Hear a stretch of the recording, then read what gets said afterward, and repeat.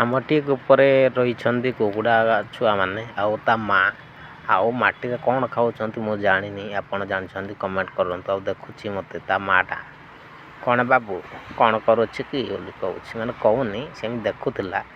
ଆଉ କୁକୁଡ଼ା ଛୁଆମାନେ ଦେଖିପାରୁଥିବେ କେମିତି ଖାଉଛନ୍ତି। ଆଉ ଏମାନେ ମାଟିରେ କ'ଣ ଖାଉଥାନ୍ତି ଭାଇ ମୁଁ ଜାଣିନି କମେଣ୍ଟ କର। ଆଉ ତା ମା ମୋତେ ଦେଖି ଏମିତି ଦେଖୁଛି ବାବୁ କିଛି କରିବିନି ଲୋ। ତାପରେ ଆଜି ବହୁତ ଗରମ ଲାଗୁଥିଲା ତ ତାପରେ ଟିକେ ଦେଖିଲୁ ଆଇସ୍କ୍ରିମ୍ ବାଲା ଯାଉଥିଲା ତ ଟିକେ ଡାକିଲୁ ତାପରେ ମାଗିଲୁ ଗୋଟେ 3-4ଟା ଦିଅ ବାବୁ। ଆଉ ବାଇ କହୁଛନ୍ତି ଏମିତି ହେବନି ଟିକେ ଭଲରେ ଫସ ତା ଭିତରେ ଟିକେ ଯାଉ ଟିକେ ଫସ ଟିକେ ଭଲ କି ବୋଲି କହୁଛି। ସେ ଓଡ଼ିଆ ଜାଣିନାହାନ୍ତି ତାଙ୍କର ହିନ୍ଦୀରେ କଥା ହେଉଛନ୍ତି ଆପଣ ଶୁଣନ୍ତୁ। नहीं ये डाला भाई तुमको क्या पता होगा बैठो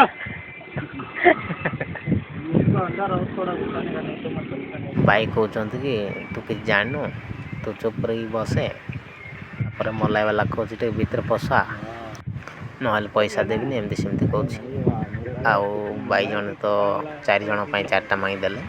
ଆଉ ଭାଇ ଜଣେ କହୁଛନ୍ତି ନେ ଭାଇ ତୋର ଗୋଟେ ଖାଇସାରି ଏବେ ଆମେ ଦୋକାନରେ ପହଞ୍ଚିଲୁ। ଗୋଟେ ଏ ସାଇଡ୍ ଅଛି ମାଣ୍ଡିଆ ମିଲୁ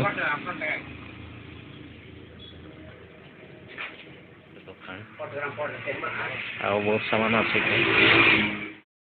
ଆଉ ଏଠି ଭାଇ କିଣିଲେ ପରାଠା ନା କ'ଣ ହେଲେ ପରାଠା ନା କ'ଣ କହନ୍ତି ଆକୁ।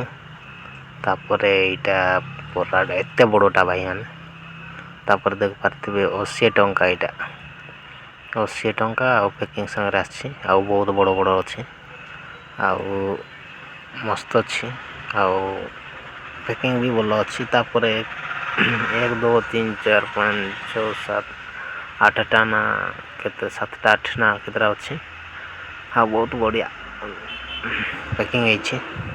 ତାପରେ ଆମେ ରୁମ୍ ସାଇଡ଼୍ ଗଲା ପରେ ଟିକେ ଦେଖିଲୁ ସାମାନ ସବୁ କଲର୍ କରି ଆମେ ଛାଡ଼ି ଦେଇଛୁ।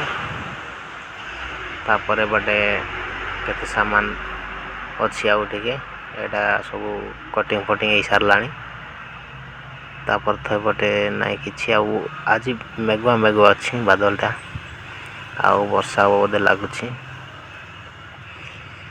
ଆଉ ଭାଇମାନେ ସେଇଠି ବସିଛନ୍ତି କେତେଜଣ ତାପରେ ଏଇଠି ସବୁ କଲର୍ କରି ଶୁଖିବାକୁ ଛାଡ଼ି ଦେଇଛି।